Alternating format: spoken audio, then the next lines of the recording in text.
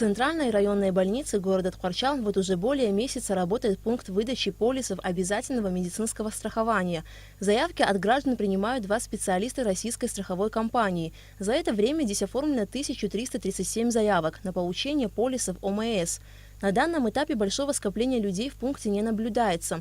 Одна из причин этого – отсутствие у многих граждан действительных российских паспортов. Проблема в том, что не у всех есть российское гражданство, поэтому цифра такая маленькая. Но у нас продолжается регистрация, приводят документы в порядок, и я думаю, что мы дальше продолжим регистрацию и выдачу страховых полисов.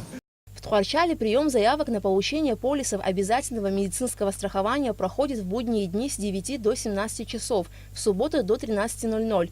Заявителю необходимо быть гражданином Абхазии и иметь гражданство Российской Федерации. Документы должны быть действительными, то есть не просроченными. Также при оформлении документов не обязательно личное присутствие гражданина, то есть подать документы и получить готовый полис может и член его семьи.